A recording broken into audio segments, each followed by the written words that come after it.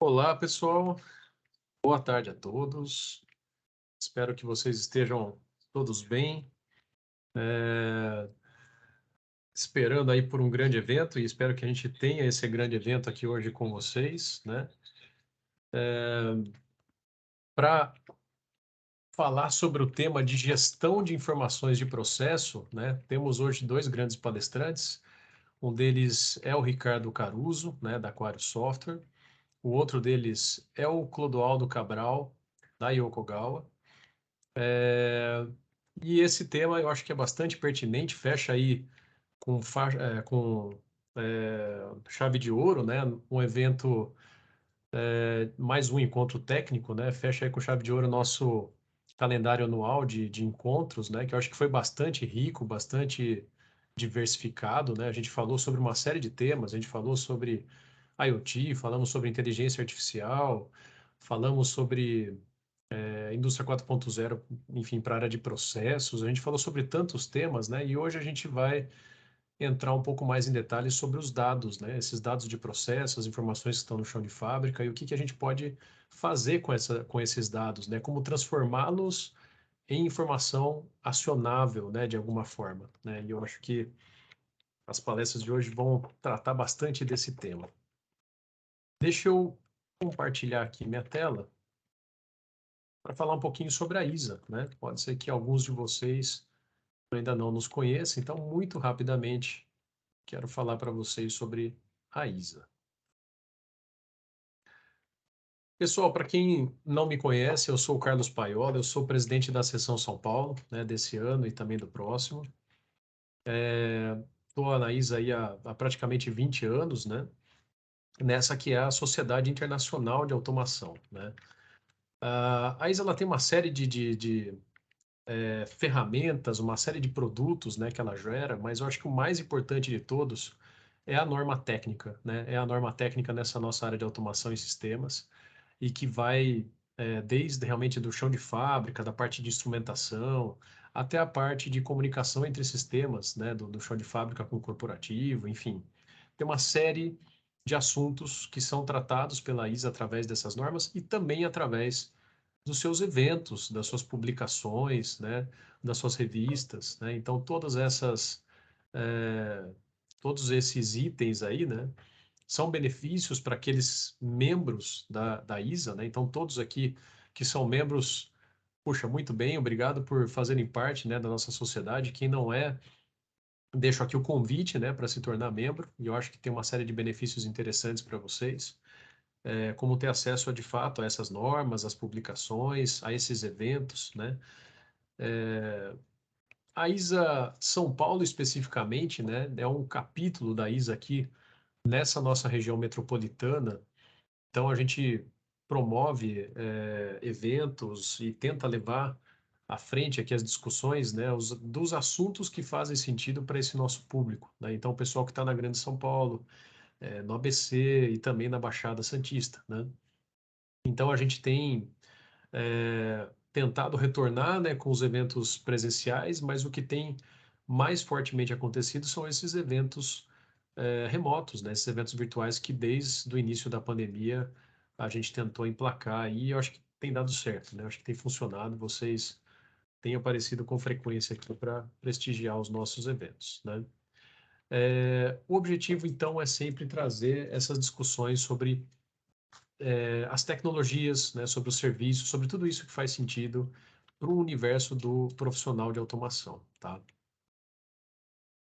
A diretoria da Seção São Paulo, ela está sempre aí mudando, né? Sempre tem membros novos, né, resolvendo entrar nesse voluntariado, participar da diretoria, ajudar a gente a fazer a coisa funcionar, né?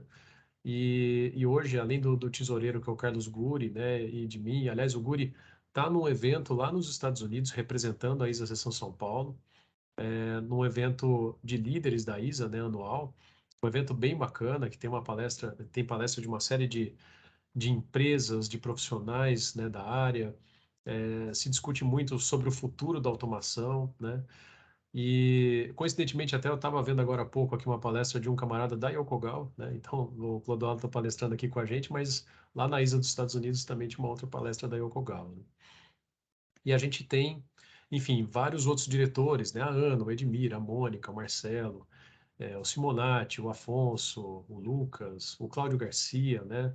Meu orientador aí de mestrado, meu querido amigo. E, claro, também a Thaís, que é a nossa secretária aí no nosso staff, que faz a coisa acontecer, né? A Thaís é que faz chover aqui. Aqui alguns dos eventos que a gente já realizou, né? A gente, antes da pandemia, fez uma série de simpósios de automação, né? Alguns voltados para a área de elétrica, outros para a área de saneamento, outros até lá no polo petroquímico, né? E a ISA, ela tenta, de fato, retornar, né, essas origens. Então, fiquem ali ligados, né? No ano que vem, a gente vai tentar promover eventos presenciais de novo, né? Nessas empresas parceiras, né? Então, o Sabesp é um que praticamente está garantido, né, para o começo do ano que vem. A gente também vai tentar promover algum encontro junto com alguma companhia de gás ou com alguma companhia do polo petroquímico. A gente vai tentar ainda fazer acontecer mais alguns encontros, além dos virtuais que vocês já conhecem bem. A gente sempre deixa gravado o encontro técnico virtual, né, seja ele qual for, né, a mesa redonda, o encontro com o especialista ou o encontro técnico virtual. Eles estão todos lá no nosso YouTube, tá? A Thaís mais tarde joga aí para vocês o link. Acessem ao link do YouTube, sigam a gente, acionem lá o sininho para serem comunicados quando a gente disponibilizar a gravação do evento de hoje, tá? E por isso, inclusive, não se preocupem em ficar dando print screen de nada, tirando fotos, sintam-se à vontade, peguem o seu café e curtam aí a apresentação dos nossos convidados, tá? A ISA, ela também promove uma série de treinamentos. A gente faz treinamentos virtuais, né, remotamente, e também temos sempre a possibilidade de fazê-los fisicamente, né? Quando a gente faz, a gente até usa o centro de treinamento da Aquário Software aqui em São Paulo, numa parceria que a gente tem com a empresa. A gente também tem um treinamento à distância, como eu disse, né? E também uma série de benefícios, né, para aqueles que tornam-se membros, tá? Aqui alguns desses benefícios, e quem tiver interesse, eu acho que pode entrar depois no nosso site, no isasp.org.br, e ter acesso a mais detalhes, né, sobre esses benefícios todos, tá? Esse é o último evento, como eu disse, do ano, né? E depois disso, somente no dia 1º de dezembro, para aqueles que estão aqui ouvindo e que são membros da ISA, né? Não só da ISA São Paulo, mas de outras ISAs também, a gente vai fazer um happy hour, ainda a definir o lugar aqui em São Paulo, mas provavelmente num restaurante ou num bar, em alguma coisa reservada para os membros, né? Sigam a gente, fiquem espertos nos nossos comunicados para saberem aí aonde que vai ser esse nosso happy hour, tá ok? Vai ser no dia 1º de dezembro aí, save the date. O evento de hoje, então, temos basicamente a missão de falar sobre gestão de informações de processo. Primeiramente, o Ricardo Caruso vai palestrar sobre o tema, e depois o Clodoaldo, da Yokogawa. A ideia é que a gente tenha as perguntas referentes às palestras logo na sequência delas, tá? Então, o Caruso vai palestrar, na sequência ele responde as questões que vierem, e por isso eu peço a todos que mantenham o microfone, né, e a câmera aí desligados, e digitem no chat, tá? As suas dúvidas, os seus comentários sobre as apresentações, pode ir mandando isso durante as apresentações, que ao final delas a gente vai abordar cada um dos assuntos que forem levantados, tá? Se alguém também se tiver mais à vontade para abrir a câmera e perguntar, nesse momento, né, ao final das apresentações, eu vou dar espaço também para quem tiver interesse abrir a câmera, conversar e poder fazer a sua pergunta aí oralmente, tá legal?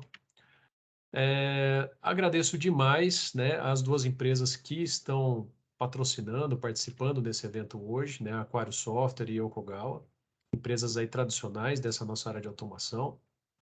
E também agradeço aos nossos patrocinadores oficiais da sessão, né, a Vago e a Westcom, os nossos patrocinadores gerais. Aqui tem os links para vocês mandarem um e-mail para a gente, ou para entrarem no nosso site, ou para entrarem nas nossas mídias, né? Especialmente o LinkedIn e o YouTube, eu acho que são bem legais vocês entrarem. No LinkedIn é que a gente com certeza comunica todas as ações da sessão, todas as novidades, todos os eventos, E no YouTube é onde a gente disponibiliza as gravações desses eventos depois, tá?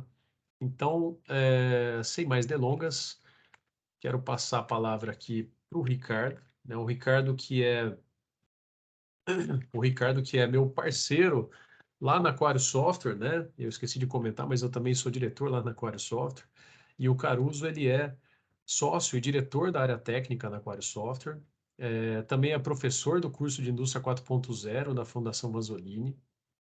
O Caruso, ele tem mestrado em gestão de operações pela FEA, lá na USP, e é um engenheiro de automação e controle pela Poli USP, né? Também pela USP. Trabalha com sistemas aí de otimização, gestão industrial há 17 anos, né, em aplicações de diferentes segmentos industriais. E ele é autor de artigos sobre gestão de operação, inteligência artificial, manufatura avançada, indústria 4.0, né, em revistas, congressos técnicos, científicos. É um incrível especialista hoje aqui, ao dispor de todos vocês que nos ouvem. Caruso, é contigo. Obrigado, Paiola. Agradeço também pelo convite de participar de mais um evento da ISA, né? É sempre muito legal participar desses eventos, discutir esses assuntos aqui com o pessoal da automação. E depois que os eventos se tornaram virtuais, né, por causa da pandemia, ainda a gente tem a oportunidade de participar e assistir de eventos de várias sessões regionais, né? Então, acaba sendo legal que a gente compartilhe essas informações e tudo isso com o Brasil inteiro e com todos os membros da ISA. Deixa eu compartilhar aqui minha apresentação com vocês. Então, vamos falar hoje um pouco sobre gestão de informações de processo, né? É interessante, a gente aqui que vem da automação, né, a ISA, o pessoal da ISA normalmente tem mais ou menos aqui, seguiu o caminho mais ou menos que eu e o Paiola, né, uma formação ligada à instrumentação, ligada à automação, e a gente com o tempo tem mudado um pouco, talvez, o nosso papel dentro das empresas, né? Tanto com a indústria 4.0, com o interesse da TI com integração com dados de chão de fábrica, a gente começa a ter que olhar um mundo um pouco maior, né, e entender não só de instrumento, de protocolos, de controle, né, que seria aquele arcabouço básico ali da automação, mas de tudo que vem depois, né, cybersecurity, uso de dados, analytics, integração. Tá? Então, a conversa aqui um pouco de hoje é sobre isso, quer dizer, como que esses dados que vêm da automação tradicional, vêm dos sensores, vêm dos sistemas, acabam crescendo e acaba sendo usado para outras coisas, para outras aplicações, né? Uma referência que eu acho interessante, quem já viu outras apresentações minhas provavelmente já viu esse desenho, né? É a referência da CATEC de maturidade digital da indústria. Tá? A CATEC é a Academia de Ciências e Tecnologias da Alemanha, e foi de lá que nasceu, de certa forma, o nome Indústria 4.0, o termo Indústria 4.0, né, junto com a Universidade de Aachen e outras instituições ali da Alemanha. E olhando as implantações de tecnologia dentro do país, eles acabaram criando essa classificação de maturidade, né, uma classificação em 6 níveis, que hoje é gerida pelo Centro de Maturidade do Indústria 4.0, que é uma fundação também lá da Alemanha. E Aquarius, né, que é onde eu e o Paiola trabalhamos, ela é sócia, ela é membro da VDI, que é a Associação de Engenheiros da Alemanha aqui no Brasil, e a gente acaba tendo acesso, por isso, a essa documentação, e a gente usa esse tipo de acesso, né, esse tipo de levantamento de maturidade com os nossos clientes para tentar entender onde colocar a tecnologia de uma forma que faça sentido para eles, né? Então, a ideia dessa escadinha aqui de maturidade é classificar desde aquele processo, né, seja um processo industrial, seja um processo logístico, mas olhando dentro da operação das nossas empresas, né? Desde aquele processo totalmente manual, que ele está ali antes do 1, ele está no 0 aqui da escadinha, né? Até um processo que se adapta sozinho, que ele é totalmente robusto, ele reage a alterações de insumos, de pedidos, de desempenho de equipamentos, né, e se adapta para a necessidade da empresa ou da operação em si. Tá? Então, seguindo um pouco aqui essa escada, né? A gente sai daquele processo totalmente manual, vamos pensar no mundo industrial, né? Digamos aquele processo que parece uma cozinha, né? Onde eu adiciono insumos manualmente, eu processo manualmente, eu movimento manualmente. No nível 1, eu começo a ter algum tipo de informatização ali.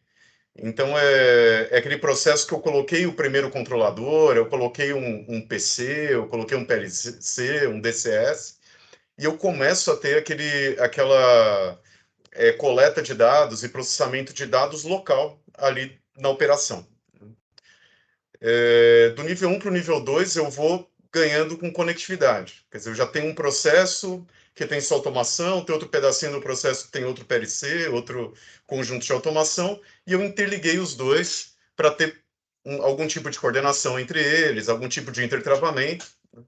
Então, eu saio aqui do tipo 1 para o tipo 2, né? Eu já ganho um pouquinho mais de sofisticação tecnológica. Esses dois níveis são o que a CATEC, essa metodologia alemã, chama de digitalização. Quer dizer, eu ainda não sou indústria 4.0, ainda não estou nesse mundo da quarta revolução industrial, mas eu estou começando a colocar tecnologias digitais ali no meu processo. O próximo nível é o nível 3, onde eu trago visibilidade do processo para quem não está do lado dele. Então, muitas vezes eu estou falando aqui em colocar um sistema supervisório, colocar um sistema SCADA, colocar um sistema PINS, né? Trazer alguma visibilidade em tempo real para um centro de controle, né? Então, aquelas informações do que estava acontecendo no processo que só o operador poderia ver ali na IHM, ali localmente, outros interessados, né, outros decisores começam a ter acesso a ele remotamente. Então, aqui eu entro na visibilidade, né? Quando eu vou do 3 por 4, né, eu passo além de ver o que está acontecendo no processo, a entender isso dentro do contexto dele. Então, o que significa isso, né? Digamos que eu tenho ali um processo de batelada, eu tenho uma indústria alimentícia, né, que eu tenho um processo de batelada, eu estou fazendo ali um bolo, né? E eu tenho a temperatura do forno naquele determinado momento. Então, se eu tiver aqui antes da visibilidade, a única pessoa que sabe a temperatura desse forno é quem está do lado do forno, é o operador. Quando eu chego na visibilidade, eu posso, em algum sistema externo, numa sala de controle, no escritório, saber qual a temperatura daquele forno. Tá? Mas ainda eu preciso ser um especialista para entender se essa temperatura faz sentido ou não para aquele contexto. Quando eu chego no nível de transparência, eu já estou enxergando a temperatura e comparando isso, por exemplo, com a ordem de produção, com o produto que estava rodando ali, com a especificação do forno, eventualmente com os limites de operação daquela máquina. Eu já estou falando de uma análise contextualizada mais típica do mundo MES, do mundo de sistemas de informação ligados ao chão de fábrica.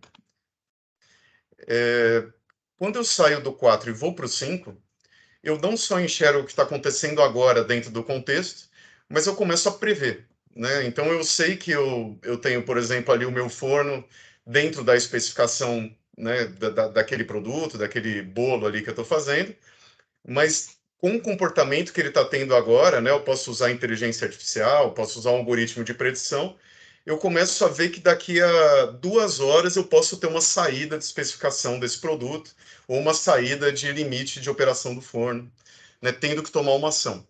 Tá? Então, os meus sistemas, ou minha tecnologia já permite que eu olhe um pouco mais para o futuro e tome ações corretivas antes que os problemas aconteçam, né?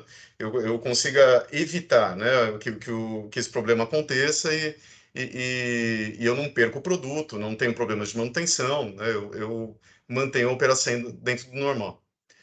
Quando eu vou do 5 para o 6, o próprio sistema, a própria operação dá conta de resolver um problema, né? Então, o sistema consegue prever que eu vou ter um desvio ali no futuro da temperatura, mas o próprio sistema se ajusta e resolve o problema. É bem interessante, né, essa forma de enxergar a operação, porque vejam que eu não falei de tecnologias específicas em nenhum momento. Eu estou falando da capacidade que a tecnologia me traz dentro da operação. né?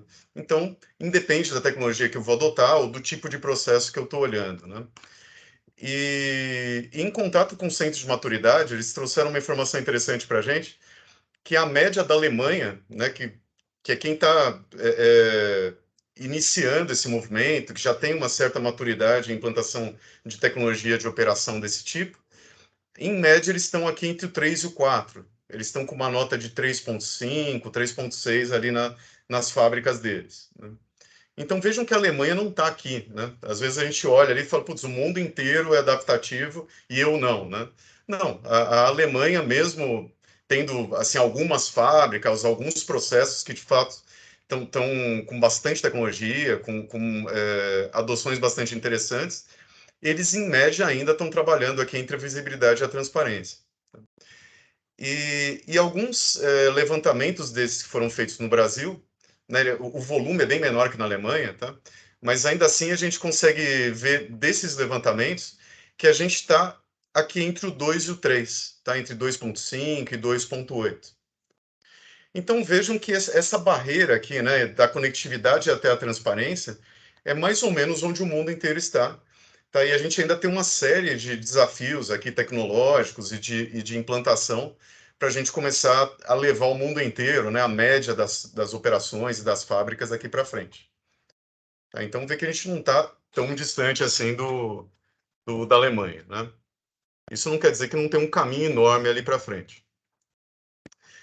Quando a gente fala disso, né, quer dizer, eu vou coletar dado, eu vou dar alguma informação, vou interpretar uma informação, a primeira coisa que normalmente vem na nossa cabeça de automação, principalmente da ISA, né, é da chamada pirâmide da automação, né? Acho que muitos de vocês, talvez todos, já tenham visto essa pirâmide com nomes um pouquinho diferentes, né? Mas essa pirâmide é uma ideia que vem lá da década de 80, do Computer Integrated Manufacturing, do CIM, que ele indica que a gente tem 5 níveis entre a instrumentação do chão de fábrica, entre o dado que está sendo medido ali na fábrica e uma integração com um sistema estratégico, um sistema de TI, né? Então, a gente teria ali um instrumento que se conecta ao sistema de automação, que se conecta ao sistema de supervisão, que entra numa camada de planejamento de produção, né, que depois, na década de 90, começou a ser chamado de MES, né, com algumas funcionalidades além do planejamento de produção. Tá, esses aqui são os termos do CIM, né?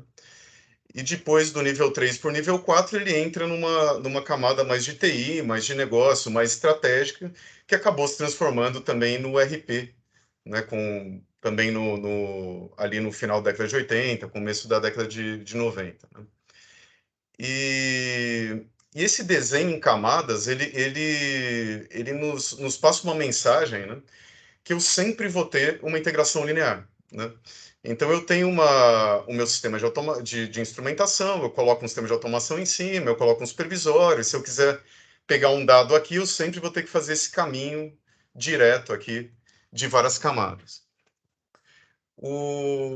E até esse desenho ele é citado, né? Eu acho que muitas vezes se chama de pirâmide da ISA, né? Acho que vocês talvez já tenham ouvido falar isso, porque o CIM ele é citado na primeira parte da ISA 95, né? No primeiro caderno da ISA 95 tem essa comparação, né, da visão da ISA e a visão do CIM, e essa pirâmide também é bastante referenciada lá, né, em 5 níveis.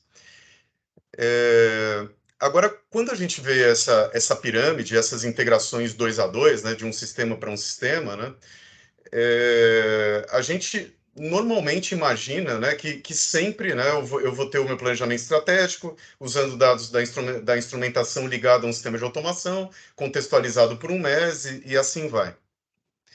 E a gente vê hoje, né, se vocês forem numa empresa, numa indústria grande, no chão de fábrica, vocês vão ver que isso já não é mais desse jeito.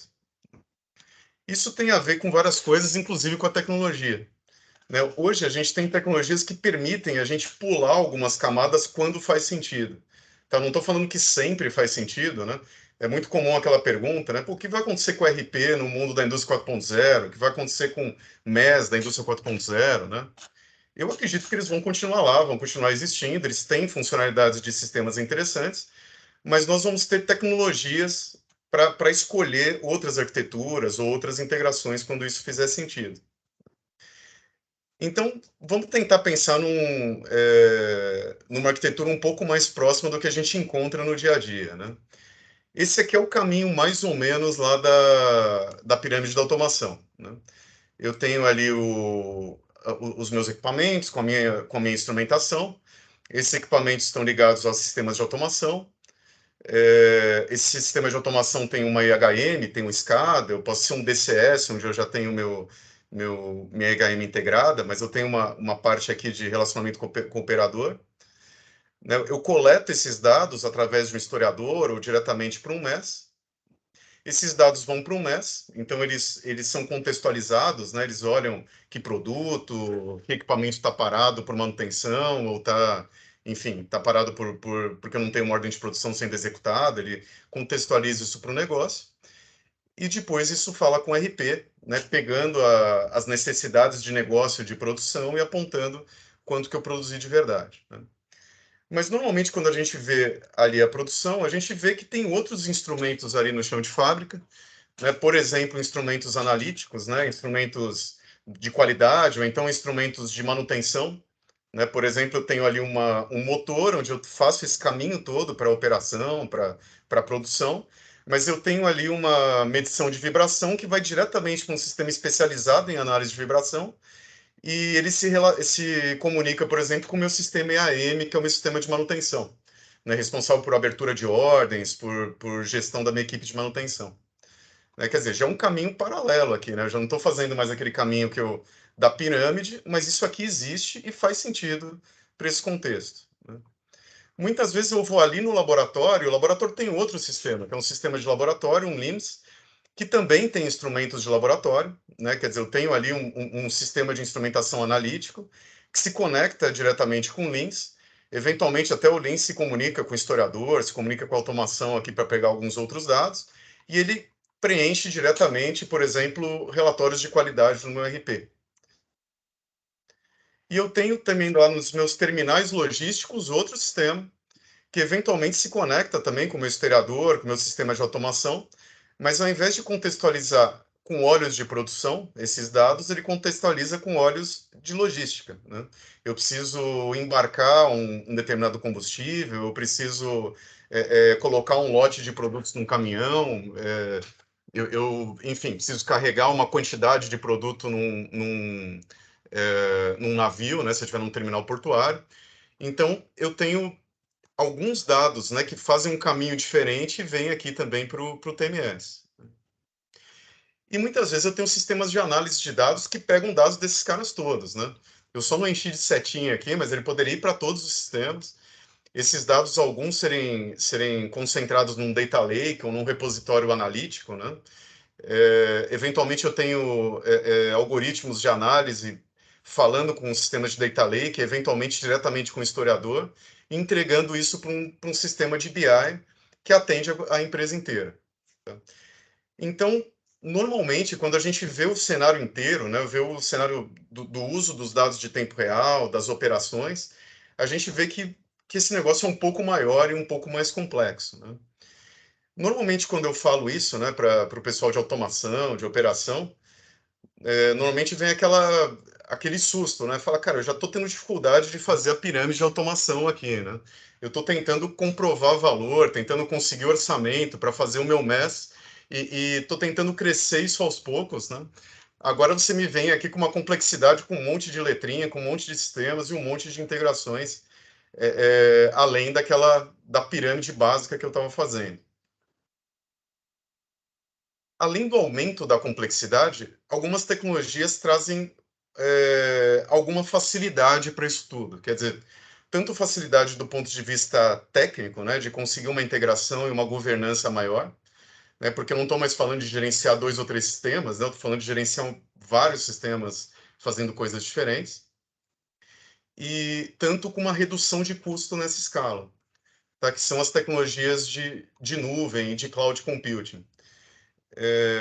Uma discussão bastante comum, né, que a gente vê bastante aqui no mundo industrial bom, nuvem é legal, né, a gente tem bastante uso de nuvem na TI, nos sistemas corporativos, nos sistemas de negócio, Mas como é que eu uso nuvem quando eu estou falando de automação? Quer dizer, eu estou falando de dados ali do chão de fábrica, da operação, que tem pressão de tempo real, né?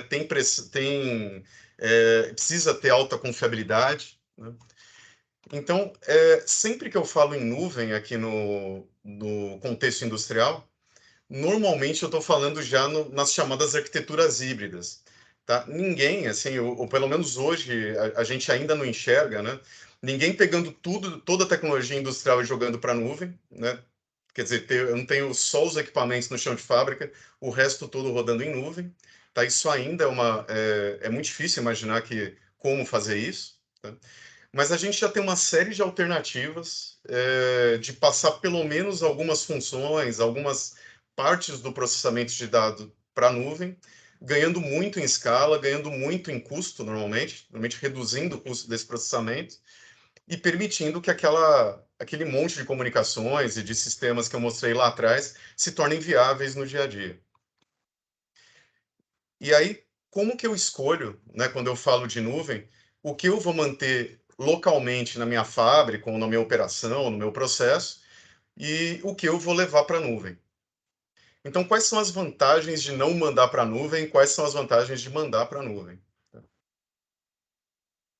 Primeiro, quando eu tenho sistemas locais, né, normalmente eu consigo controlar o tempo de resposta melhor, né? Eu preciso, por exemplo, fazer um sistema de controle, um sistema de segurança, um sistema de intertravamento que precisa responder rapidamente a uma condição do chão de fábrica, a uma condição da automação. Normalmente eu vou pensar nesse cara aqui no chão de fábrica, esse cara rodando localmente, não na nuvem. Ou eu tenho um sistema de alta criticidade, né? Eu tenho ali um sistema de segurança onde eu vou usar uma redundância tripla para fazer um trip ou fazer um intertravamento. Normalmente ele continua no chão de fábrica, né? Ou então eu tenho uma aplicação que só vai ser usada localmente, né? Naquele caso ali da pirâmide, da escadinha que eu mostrei, né? Tem aquele dado ali do primeiro nível, que é local, e eu vou trazendo esses dados para a área de gestão e para outras camadas, né? Mas a gente sabe que nem todos os dados ali locais, todos os dados da máquina são úteis para as camadas de gestão ou para as camadas de análise. E muitas vezes vale a pena criar esse dado e manter esse dado localmente, porque ele não vai ser usado fora daquele contexto. Então, quando eu tenho esse tipo de evidência, quer dizer, eu preciso de um tempo de resposta muito rápido, eu tenho alta criticidade, eu tenho uma aplicação que não tem, eu não vou ter aplicações fora ali do contexto da operação, talvez faça sentido manter isso local, não pensar em usar a nuvem. Mas, por outro lado, quando eu penso numa aplicação que eu vou fazer uma escala grande, quer dizer, eu tenho um algoritmo, um tipo de análise, um relatório, né, que eu vou usar em várias plantas, em vários processos, de uma forma mais ou menos padronizada, se eu usar isso em nuvem, sempre, né, assim, quase sempre, eu tenho um custo muito menor. Tanto de infraestrutura de TI, né, que é um ganho até um pouco óbvio, né, eu começo a não ter o computador e alugar o que eu uso, mas também em arquitetura, em governança e muitas vezes em custos de licença. E com isso eu trago uma gestão centralizada, né? Quer dizer, eu não preciso mais ter aquela gestão de todos os equipamentos, de todos os sistemas que estão individualmente em cada equipamento, mas eu tenho como se fosse um sistemão só em nuvem para gerenciar. E fica muito mais fácil a gente padronizar, né? A gente criar padrões e aplicar padrões e gerenciar essa essa cara toda, né? Eu ter governança de segurança, governança de usuários, governança de escala. Então, assim, em linhas muito gerais, essa aqui é uma forma da gente pensar, né? Se eu mantenho o sistema localmente ou eu penso em levar esse cara para a nuvem. E uma pergunta que é muito comum também, mas o que é baixo tempo de resposta, né? Baixo tempo de resposta é milissegundo, segundo, minuto, hora, né? É o que é alta criticidade, né? Na verdade, depende principalmente da sua infraestrutura de interligação com a nuvem. Tá? Quando eu falo, por exemplo, de um sistema remoto que eu estou conectado com a nuvem via uma rede, por exemplo, LoRaWAN, né, que é uma rede de baixa performance, né, que garante comunicações de baixo custo, mas que não garante tempo real. esse tempo de resposta ele acaba sendo mais crítico. Então, às vezes, se eu precisar mandar um comando para esse equipamento, eu preciso que ele responda em 10 minutos, talvez eu precise que esse sistema fique local. Tá? Agora, se eu tiver links redundantes de alto desempenho dentro de uma planta, dentro de um sistema de TI confiável, talvez esse baixo tempo de resposta seja só de 1, 2 segundos, mais do que isso eu consigo garantir em nuvem. Tá? Então, também, mesmo quando a gente mostra essa diferença, né, depende um pouco da infraestrutura para a gente considerar se a gente pode tirar aqui do processamento local ou não esse processamento de dados. Então, eu contei essa história aqui, né, de nuvem, não nuvem, chão de fábrica e tal, e talvez ela ainda esteja um pouco abstrata, né?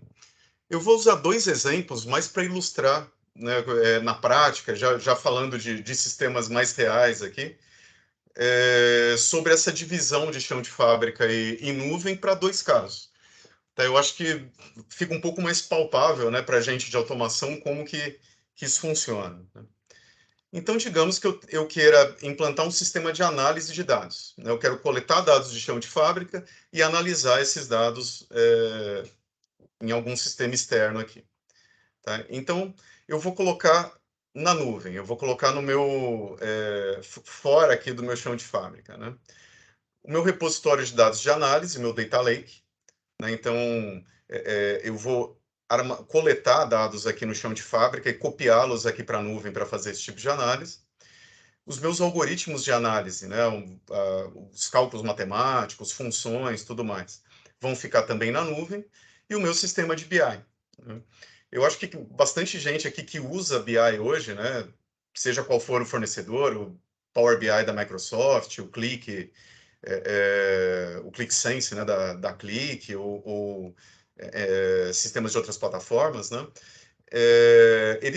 vocês provavelmente já usam BI em nuvem, né? Isso já é uma prática comum aqui do mundo de TI, né? E o que eu vou ter lá no chão de fábrica, né? Digamos que eu tenho ali no chão de fábrica a minha instrumentação, meus sistemas de automação, eu tenho um sistema historiador, coletando dados aqui desses sistemas, e eu tenho ali meu sistema SCADA, né? Então, eu tenho a automação e os softwares de automação locais, enviando dados para a minha nuvem e fazendo toda a análise de dado na nuvem. Tá? Essa é uma separação que faz sentido e é bastante comum na prática até, né? Então, tudo que, por exemplo, SCADA, que eu espero aquele desempenho de tempo real, né? Digamos que a gente já tem casos de SCADA em nuvem, que o desempenho funciona bem, naqueles casos que eu falei que os links são bons, né? Mas digamos que eu não tenho isso aqui. Então, eu tenho o meu SCADA local e eu só replico dados aqui para o meu Data Lake para fazer toda essa análise. Então, usando já um caso assim, né, pensando na Aquarius, em produtos que a gente trabalha, né, uma arquitetura aqui já mais real disso aqui, né. Então, eu tenho aqui os meus sistemas, né, o RP, meu sistema de laboratório, meu sistema MES, que são sistemas com mais cara de TI, né? Normalmente eles têm bancos de dados relacionais, eles têm uma facilidade aqui de integração com sistemas de TI. Esses sistemas aqui já se conectam à minha cloud, ao meu data lake, ao meu banco de dados de análise, e eu tenho ali minha equipe de dados, né, analistas de dados, engenheiros de dados, trabalhando os dados desses três sistemas aqui. E eu tenho um historiador aqui embaixo, coletando os dados do meu SCADA, né, do meu supervisor. Eventualmente, né, em alguns casos práticos, a gente vê alguma conexão do historiador com o Data Lake, tá? Mas isso ainda normalmente são dados parciais, a gente não tem uma coleta total e é bem comum a gente ainda não ver esse tipo de conexão. Então, os dados de chão de fábrica normalmente são usados diretamente pelos portais dos próprios historiadores, quer dizer, pelo front-end, pelos sistemas que o próprio sistema de historiador fornece. Então, a área de negócio, né, normalmente é a grande usuária do BI. Então, eu tenho aqui o pessoal de marketing, o pessoal de vendas, o pessoal do financeiro usando o BI aqui, e todo o pessoal de operação, de chão de fábrica, de automação, usando o historiador diretamente. E aí vem aquele pessoal do meio do caminho, né, que a gente sempre encontra nas fábricas, as equipes de qualidade, as equipes de processo, as equipes de manutenção, que normalmente eles precisam entender do negócio, né, entender, ver o que está acontecendo do lado do negócio, mas também olhar o que está acontecendo na produção. Então, olha, né, aquele desenho que eu fiz lá daquelas integrações de vários sistemas, né? Aqui a gente já começa a ter essa integração das equipes, né? Então, normalmente o que a gente encontra quando a gente conversa com o pessoal de qualidade, de processos, de manutenção, ou até de operação, né?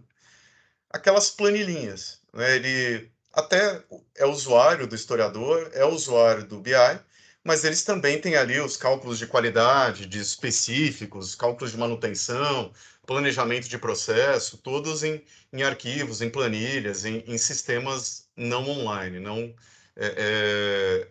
integrados aqui aos outros, né?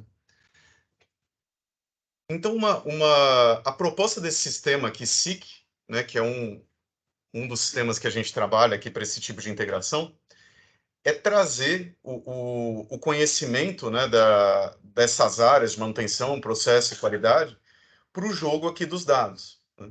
Então, esse sistema que pode rodar em cloud junto com os sistemas de análise, ou pode rodar on-premise, né, rodar na própria estrutura, junto com, eventualmente, historiador ou outros sistemas aqui de automação, ele vai trazer esses dados com a precisão do historiador, né, sem cópias parciais de dados, para análise de qualidade, análise de processo, análise de manutenção.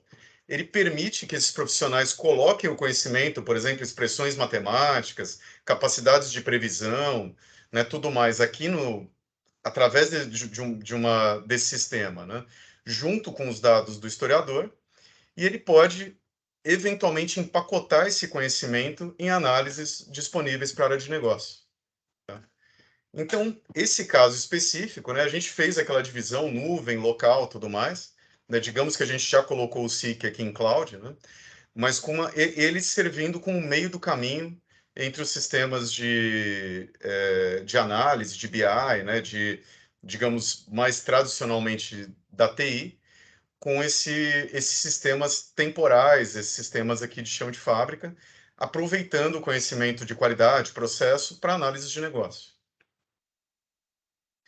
Então, aqui um pouco, né, de tabelinha de dado aqui, para a coisa se tornar um pouco mais concreta, né? Então, normalmente, né, no RP, por exemplo, eu tenho ali que eu previ executar essas bateladas, né? Digamos que eu estou ali na minha fábrica de bolo, né, que eu falei. Então, tem minhas identificações de batelada com diversos produtos diferentes, que estão agrupadas em ordens de produção diferentes, que têm métricas de qualidade diferentes, né? Isso tem a ver com pedidos de clientes, com previsão de vendas, né? Com o negócio aqui da operação. Esses dados são traduzidos, né, em operações, por exemplo, através de um sistema de batelada, já na automação, né, onde basicamente eu tenho a identificação da batelada e quando ela começa, quando ela termina, e quais são as operações daquela batelada. Tá? E eu tenho o meu historiador olhando dados temporais, olhando dados de sensores. O que o SIC nos ajuda a fazer?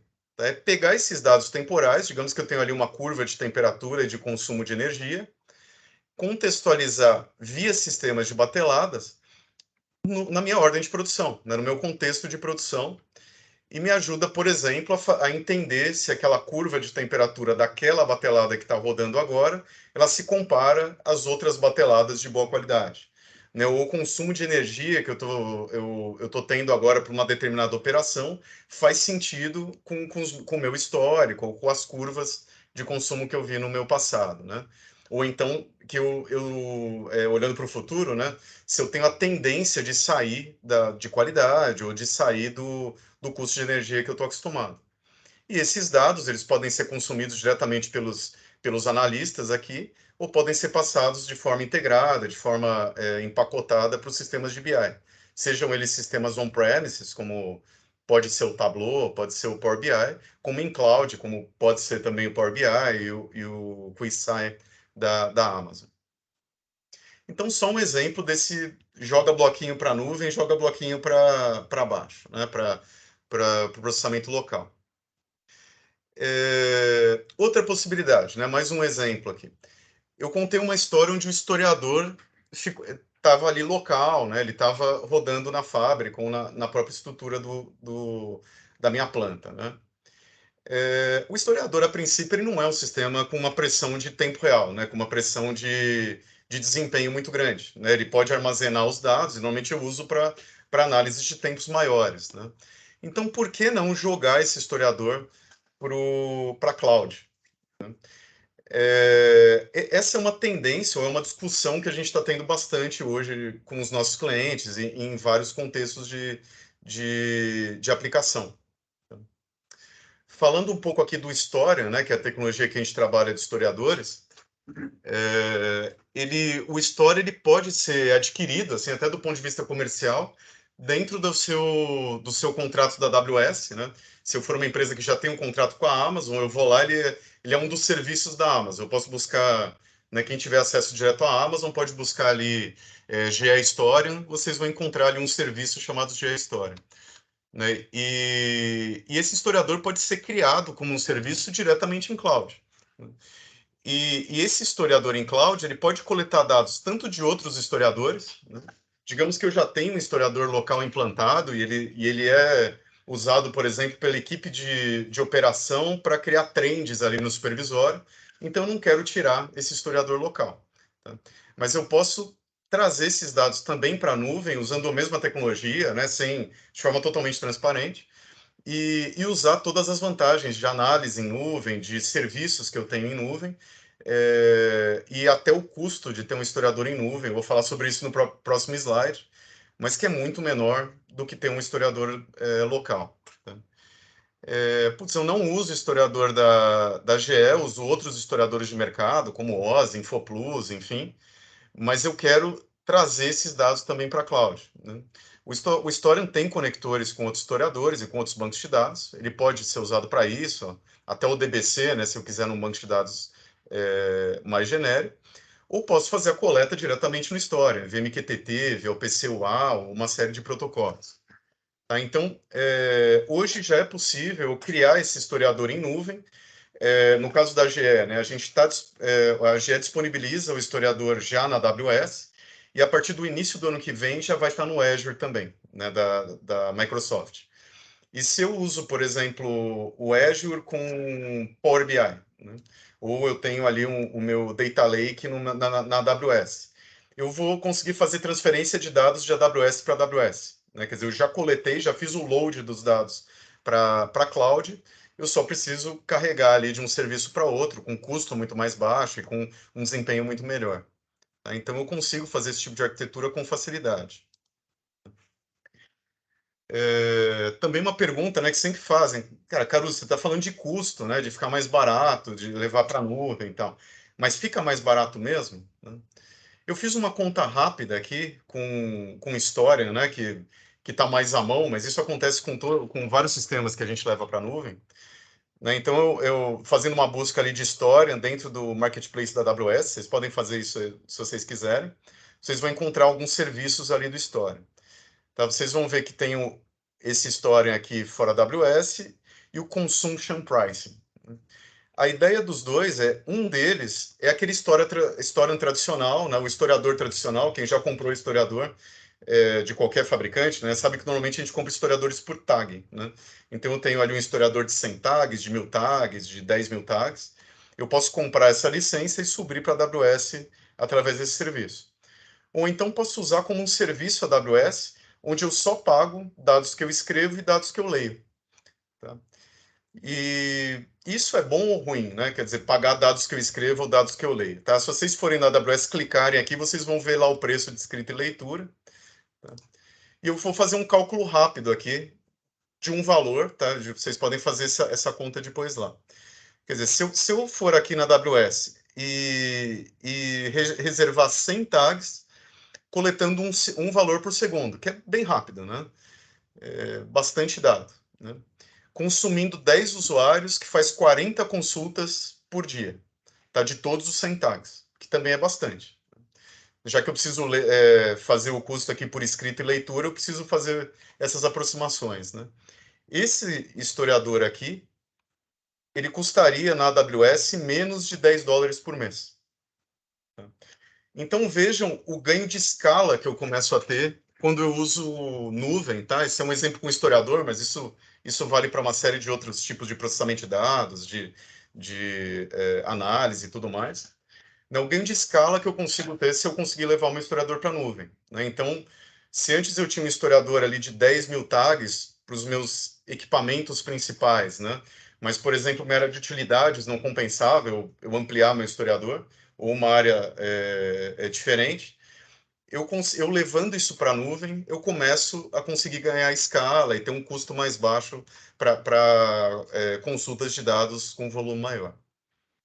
Tá? Então, aqui é só um exemplo para vocês entenderem que eu não tô exagerando que a gente tem redução de custos quando vai para a nuvem. Tá? E naquele mesmo caso, né, se vocês buscarem ali na AWS pela GE, vocês vão ter também, além do Historian, esse cara chamado Operations Hub. Tá? Que é um tipo de sistema, é um portal de visualização de dados que serve basicamente para você integrar dados visuais. Tá? Então, você consegue colocar dados de MQTT, ou PCUA, protocolos REST e tudo mais, mas também consegue trazer dados de historiadores, né? de sistemas externos, de supervisórios, como iFix, o Simplist, e do Plant Applications, que é o sistema MES da GE, e integrar isso num padrão visual só. Tá? Então, é o tipo de sistema que normalmente é chamado de painel ou portal de painel. Né? Qual que é a diferença, ou qual que é o grande ganho, talvez, de a gente pensar nesse tipo de sistema? E talvez essa seja uma diferença, uma coisa um pouco mais nova aqui no pensamento da gestão de dados de automação e de dados industriais. A gente está começando a ver a criação de grandes centros de colaboração. Tá? Então, eu acho que todo mundo aqui teve aquela passagem, né? Talvez trabalhasse quase que exclusivamente ou exclusivamente local, né? Nos escritórios, nas fábricas, antes da pandemia. Né? Muita gente foi para o home office ou foi para o trabalho remoto durante a pandemia, e depois da pandemia está ou alguns ficaram totalmente remoto, alguns voltaram 100% para o presencial, muitos ficaram ali no híbrido, no meio do caminho, né? Que é o caso aqui da gente da Aquarius. A gente tem vindo mais ou menos 2, 3 vezes por semana para o escritório. E eu não sei o que vocês sentiram durante a pandemia, durante esse trabalho remoto, né? Mas eu vejo muitas pessoas assim com duas percepções bastante comuns, né? Primeiro, que funciona melhor do que parecia. Né? Quer dizer, eu tirei as pessoas ali do presencial, principalmente para trabalhos mais de escritório, né? E muitas vezes a impressão é, putz, isso não vai funcionar, não vão acontecer as entregas, né? E aconteceram, né? As coisas funcionaram melhor do que o previsto. Então, tem um ganho, ou pelo menos não tem perda, né? Em algumas atividades serem feitas de forma remota, com exceção da colaboração. Né? Eu acho que muitas empresas sentiram isso, que a gente também sentiu na Aquarius, que aquela coisa que acontece quando as pessoas estão juntas, né, que tomam um café junto, se encontram na sala de reunião, que é aquela conversa um pouco mais desestruturada, ela deixou de acontecer, e muitas vezes a conversa desestruturada que levam a soluções mais criativas de problemas, ou a criações aí de produtos, de serviços, e de algumas visões mais interessantes. Né? Então, muitas empresas, né, em termos administrativos ou tecnologias, né, elas estão caminhando menos para controlar as atividades, né, que era o que a gente pensava um pouco mais em fazer quando a gente vai para o remoto, e mais em controlar ou pelo menos facilitar a colaboração. Tá? Então, a gente começou a ver uma aceleração de uma tendência que tinha antes, que é a criação de centros de colaboração ou centros integrados de inteligência. Né?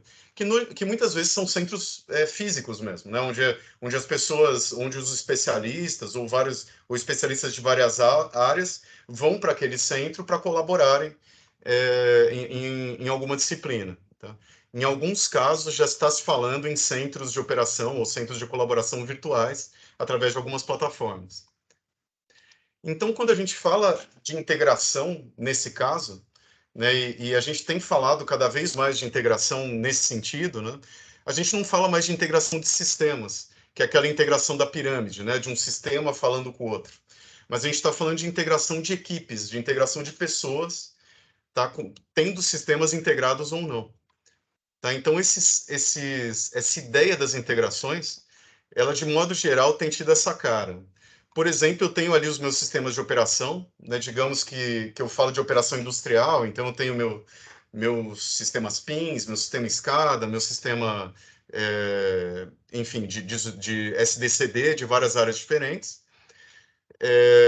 Ou então, na área de manutenção, né, eu tenho os meus sistemas de abertura de ordem de manutenção, os meus sistemas de planejamento de manutenção, meus sistemas de confiabilidade, monitoramento de ativos, ou na área do supply chain, né, eu tenho os meus sistemas de terminais, os meus sistemas de relacionamento com clientes, meus sistemas logísticos, né?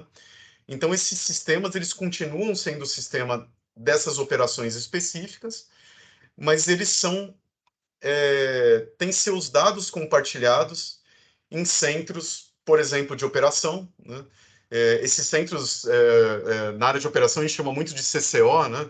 Ou Centros Integrados de Operação, que são aqueles centros, normalmente, que integram supervisórios e informações de várias plantas ou de várias áreas, e a gente já tem ali, já permite a colaboração, né, de operadores e de especialistas de processos de várias áreas diferentes, ou centros de colaboração de manutenção, né, que eu tenho centros integrados de manutenção ou centros de manutenção, onde eu tenho também várias disciplinas da manutenção e da gestão de ativos na mesma sala, no mesmo grupo, ou centros também de colaboração de logística e supply chain, onde eu tenho também centros de várias áreas, né?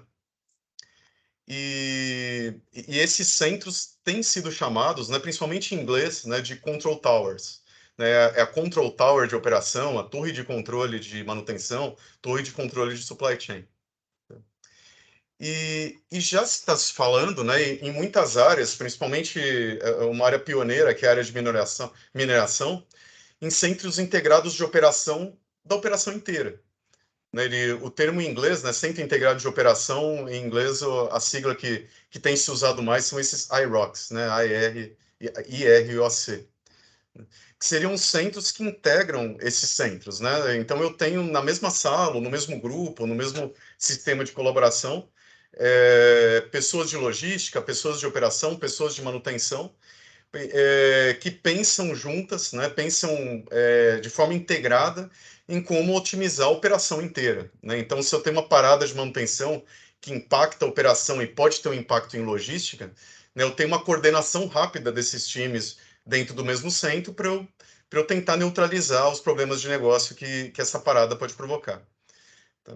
Então, cada vez mais a gente fala um pouco menos em integração de sistemas e um pouco mais em integração de equipes. Né? E como esses sistemas, né, ou esse sistema de colaboração podem ajudar essas equipes a se integrarem. Tá? E esse é o papel desses sistemas de painel, como Operations Hub, ou como outros sistemas desse mundo. Né? É trazer não a integração de sistemas, a troca de dados entre sistemas, mas trazer rapidamente informação de vários sistemas de uma forma que vários interessados possam colaborar, vendo os mesmos dados, vendo as mesmas informações. Legal? E só fechando, então, esse assunto, acho que já estou no final aqui do meu tempo, né? Eu queria trazer um livro, até um livro antigo, né, eu estou com ele aqui, ó. Talvez vocês conseguirem ver a cor, né? Vocês não conseguem sentir o cheiro de poeira, mas pela cor já dá para ver. É um livro da década de 90, de um autor chamado Steven Alter, que eu acho um autor bastante interessante, que ele sempre defendeu que a integração de sistemas é sempre uma integração de equipes. Né? Sempre que eu integro sistemas, eu estou integrando gente e eu preciso me preocupar com as pessoas que estão por trás do sistema. E eu acho que isso cada vez está sendo mais evidente para a gente, né? Ainda mais quando a gente fala em centros de controle, onde eu vou ter que trazer tecnologia e fazer com que pessoas colaborem. E ele traz 5 passos para a integração de sistemas, olhando do ponto de vista de equipes. Tá? Então, esse aqui é o desenho que tem no livro. Tá? Então, ele diz que a gente tem 5 passos e talvez 5 níveis de maturidade de integração entre equipes. O primeiro é você garantir que essas equipes tenham uma cultura comum.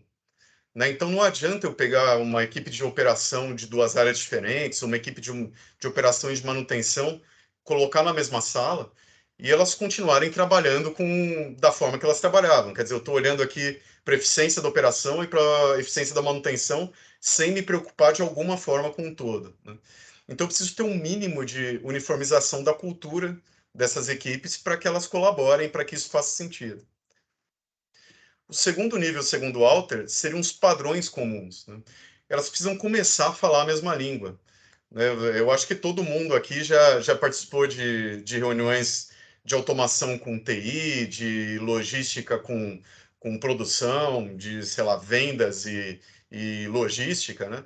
E percebe que até a terminologia é diferente e, às vezes, a comunicação é um pouco complicada, né? Então, a gente precisa começar a ter essa educação entre equipes. Depois, de fato, compartilhar informações, que é o que eu estava comentando. Quer dizer, quem está na manutenção começar a ver informações da operação e já que ele já começou, né, já passou pelo nível 2 de entender um pouco de terminologia, começar a tomar decisões com base em informações da área vizinha. Depois a gente passar a ter uma coordenação, né, quer dizer, a manutenção, a logística, a operação, além de falar a mesma língua, além de ver dados da outra área, trabalhar em conjunto, né, terem ações conjuntas para aumentar a eficiência e a efetividade aí do sistema todo. E, por último, chegar no que a gente quer mesmo, que é a colaboração. Quer dizer, toda essa equipe trabalhar de uma forma unificada, né? Então, percebam que quando a gente fala de sistemas, de tecnologia e de integração, sempre a gente está falando de gente ali por trás, né? Então, a gente está falando também em educação, também em change management, também em promover essa colaboração, né? Que vem desde a parte básica, né? De entender as necessidades de cada área e cada área entender as necessidades globais da companhia, até eventualmente estruturas de recursos humanos, com alteração dos bônus de cada área e da forma de medir o desempenho de cada uma delas, tá? Então, quando a gente vê aquela escadinha de tecnologia, né, lembrem que a gente tem todo esse caminho aqui para seguir. Quer dizer, não é só uma escada de colocar tecnologia, mas é uma escada de trazer uma transformação para dentro das empresas. E a gente aqui da área de automação, da área de tecnologia industrial, está no olho desse furacão. Então, 2 slides só sobre Aquarius, né, que eu não falei ainda sobre Aquarius. Quem não conhece a gente, é uma empresa que trabalha nesse mundo aí da indústria 4.0, então ele transita um pouco entre a automação industrial e a TI, gestão de produção, manutenção, otimização. E a gente trabalha principalmente em 3 grandes pilares. Tecnologias, né? A gente distribui algumas tecnologias aqui no Brasil, como o SIC, que eu citei, como tecnologias da GE e outras tecnologias para outras aplicações de analytics, de gestão de terminais, né? A gente tem uma equipe de serviço, né, que a gente consegue ajudar, inclusive com implantação, com consultoria desde do desenho do roadmap, né, quer dizer, qual que é a próxima tecnologia ou qual o próximo passo que eu tenho que dar que faz sentido para a minha empresa, faz sentido para o meu negócio, né, e aí ajudar nessa caminho de implantações.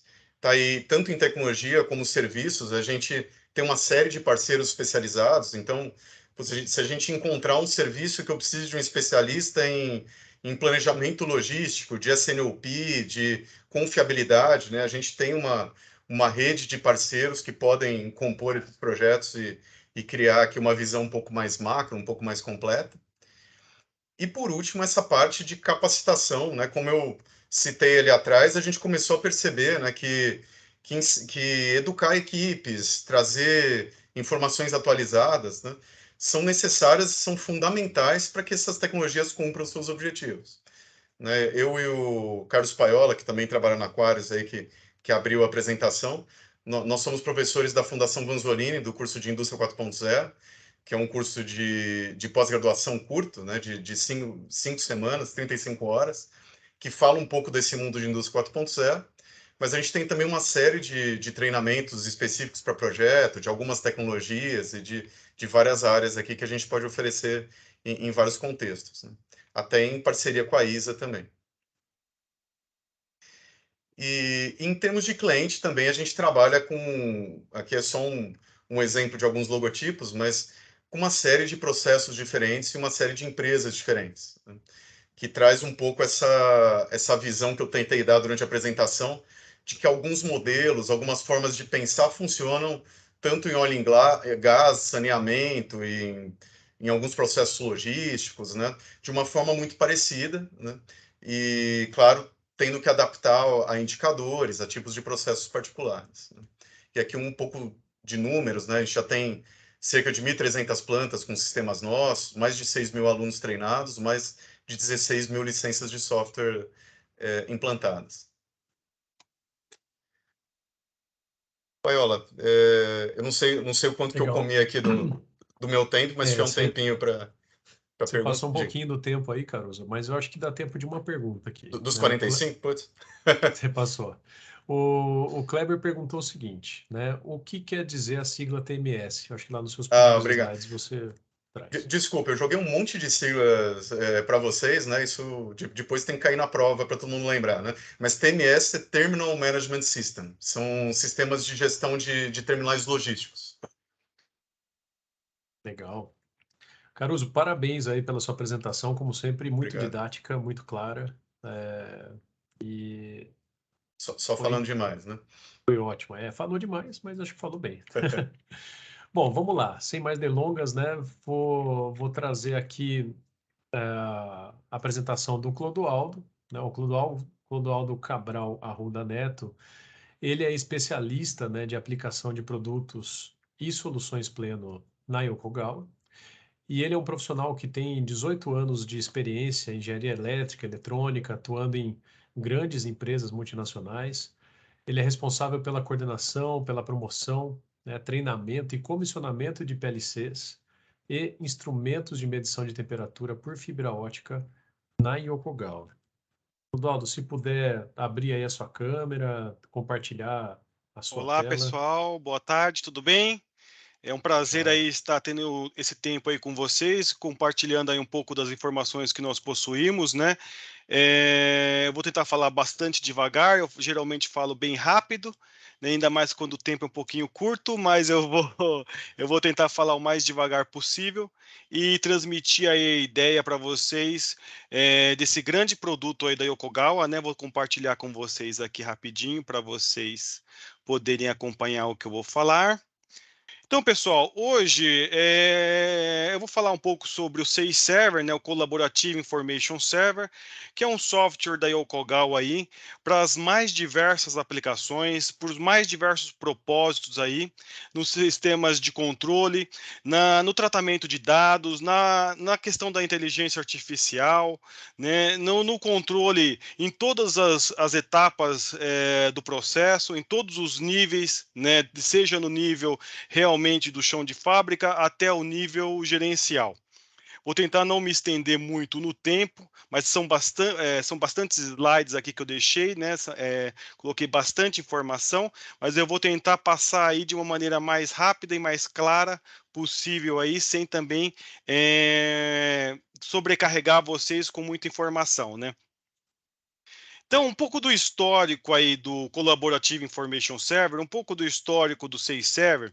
Ele começou aí, ele iniciou durante a década de 70, o final da década de 70, né? A ideia ali ele foi criado pela Royal Dutch Shell, né? Como um projeto de técnicas e sistemas avançados e flexíveis, né? E durante esses 42 anos aí, ele foi sendo desenvolvido, né, até chegar no SEI Server. Ele era antigamente, ele se chamava Fast Tools, e agora os clientes que possuem o Fast Tools, eles estão migrando aí para o SEI Server, que é esse novo sistema, que é esse novo software aí, que congrega todas as funcionalidades do Fast Tools e muito mais, né? Ele já é um sistema consolidado aí, ele já está instalado em mais de 70 países, né? E nós vamos verificar aí um pouco mais dessa ampla gama aí de países, de locais onde ele está instalado, né? Ele possui aí, como eu comentei, ele está instalado em mais de 70 países, em todos os continentes, possui mais de 7.506 licenças ao longo do mundo, né, ao redor do mundo.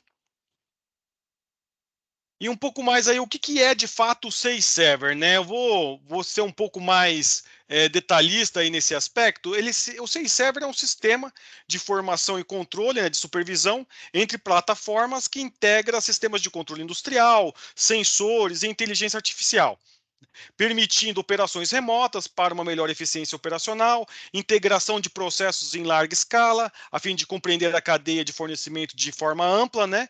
E é uma otimização dos dados aí que são desenvolvidos através de operações assistidas por computador. Ele é baseado em Java, ele é baseado em aplicativo Java, com tecnologia web, é um software SCADA com possibilidade de integração com qualquer controlador de mercado. Possui uma arquitetura modular, além de suportar os mais variados padrões industriais, como Foundation Field Bus, como o HART, como o Java, o XML, o OPC, o ODBC, o VB, o HTML, entre muitos outros, né? E também eu não posso deixar de falar que ele permite redundância de servidores, né, com chaveamento manual ou automático, além de ser desenvolvido por layers dinâmicos e visualização de mapeamento de superfícies, como a gente vai detalhar um pouco mais, para não parecer tão abstrato, tão esotérico aí o que eu estou dizendo, mas a gente vai deixar isso bem claro aí para o pessoal, né? O SAI Server ele é composto de 3 módulos básicos, né? Ele é composto do SAI View, que é a tela onde o operador, a tela onde a pessoa que vai realizar os controles propriamente vai trabalhar. Então ele é composto ali pelo SAI View, que vai ser aquela tela de operação. O SAI Portal é o web server, é onde ele vai fazer a criação das telas, é onde ele vai fazer toda ali a parte gráfica que o operador vai ver no SAI View. E o SAI Core, ele é a parte onde você vai, de fato, programar ali, você vai definir qual é o PLC que você está trabalhando, você vai definir ali as questões relacionadas a alarme, você vai definir as questões relacionadas a histórico, você vai definir os protocolos ali, o OPC, entre outros, como eu já citei anteriormente. Então, ali no SAI Core é a parte realmente ali da engenharia, é onde você vai definir o PLC, o formato de palavras, os tipos de alarme e toda a parte ali relacionada à parte de engenharia propriamente dita. No SAI Portal, como eu comentei, é a criação da tela, onde você vai linkar esses dados criados no SAI Core, e no SAI View, onde você vai visualizar todas essas informações. Então, aqui só uma visualização, né, geral. Você tem o SAI Core, que é onde você vai ter as conexões de campo, você vai ter a conexão dos seus sensores, dos seus CLPs, o SAI Portal, onde você vai desenhar as telas, vai criar as telas para exibir essas informações de uma forma clara para o operador, e o SAI View é onde, de fato, o operador vai visualizar essas informações. E onde que ele vai visualizar isso? Ele pode visualizar isso num computador, ele pode visualizar isso num tablet, ele pode visualizar isso num celular, ele vai poder visualizar isso remotamente, né? Então, o SAI Server, ele é muito flexível quanto às plataformas, como a gente vai observar aí ao longo da apresentação. Ele é muito flexível em relação aos tipos de PLC, ele é muito flexível em relação aos protocolos de comunicação, que são dos mais variados, né? Ele permite trabalho em redundância on-premise, uma redundância local, uma redundância na nuvem, e toda essa gama de funções, essa gama de versatilidades aí, a gente vai conversar um pouco ao longo desses slides aí que eu tenho para apresentar para vocês. Aqui só mostrando, como eu comentei aqui, as diversas plataformas, né? Só para ficar claro, pode ser por tablet, celular, computador, sem nenhum problema. Aqui um pouco reforçando aí o que eu falei no slide anterior, né? Então você tem ali as aplicações nas mais diversas plataformas. As aplicações do cliente podem ser executadas a partir de qualquer navegador web. Os usuários sempre recebem a versão mais recente da aplicação. Não há necessidade de gerenciamento de licenças e instalações de software do lado do cliente, ou seja, do lado do tablet, do lado do celular. Ele não precisa estar instalando nenhum componente adicional, nenhum programa adicional, né? E nenhum arquivo de configuração a ser copiado e nenhuma configuração de comunicação a ser criada aí por parte na parte do cliente, né? Aqui algumas informações em relação, algumas informações de opções de configuração flexível, né? Você pode unir várias implantações em um único ambiente do SAFe Server. Então, como eu comentei no início, você tem ali o corporate level, o site level, o plant level, todos esses níveis você consegue aí congregar por meio do SAFe Server, né? Então, o servidor central de engenharia contendo projetos de operação ampla, né? Configurar e sincronizar operações em base de dados amplas do SAFe Server, né? E um acesso de engenharia local e remota através de operações completas. Então, você tem todos os setores da indústria, todos os setores da sua planta interligados, né? E como benefício, você tem uma consistência do projeto, né? Desde a fábrica até o corporativo, né? Um gerenciamento central das instalações distribuídas do SAFe Server, né? O que gera aí uma redução drástica de tempo de engenharia, né? Então você tem toda a parte do tratamento desse dado que você está tendo lá no chão de fábrica, você tem como externalizar isso por meio do SAFe Server para níveis superiores, né? Para níveis corporate, no qual você pode então estar tratando esses dados, estar tomando ações de forma gerencial mais ampla.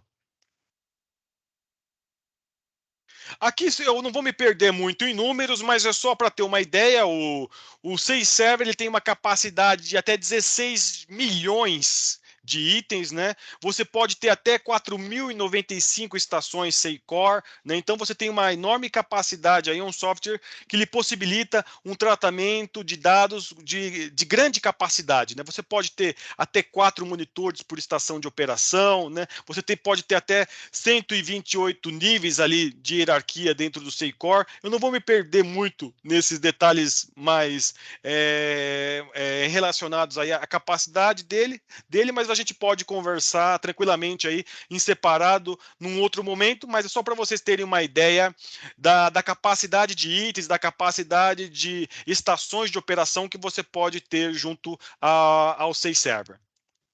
Aqui também um pouco sobre os protocolos, né? Ele trabalha com diversos tipos de protocolo, tem o DNP3, tem o OPC-UA, ele trabalha com PLCs da Yokogawa e PLCs de outros fabricantes, como Siemens, como Rockwell, como Emerson, Melsec e muitos outros, da ABB também, né? Então há uma série de protocolos aí que ele tem capacidade de estar conversando, que ele tem capacidade de estar externalizando esses dados para o seu operador e para a sua gerência. Aqui, reforçando também, né, tem o MQTT, tem o OPC, como eu comentei, tem o OPC Classic, o OPC UA Server, tem uma série aí de protocolos que você pode estar trabalhando com ele, né, para aplicações internas e externas. Possibilita que você integre com o SAP, a gente tem algumas aplicações envolvendo integração com o SAP HANA, né? Então, há toda uma série aí de recursos para que as nossas plantas, as plantas dos nossos clientes possam estar trabalhando de forma eficiente. Aqui, novamente, reforçando, né? Existem a interface com vários tipos de PLC e DCS, há uma baixa comunicação, ele requer uma baixa comunicação ali para estar trabalhando de forma adequada. Existem diversos tipos de protocolo, como eu comentei nos slides anteriores, diversos tipos de fabricantes de PLC, Siemens, Emerson, ABB, GE, entre muitos outros, né? Aqui algumas aplicações, aqui algumas configurações possíveis, né, que eu tenho que citar também, porque senão fica muito abstrato. Uma configuração que é o standalone, a forma standalone, onde você tem tudo num único computador.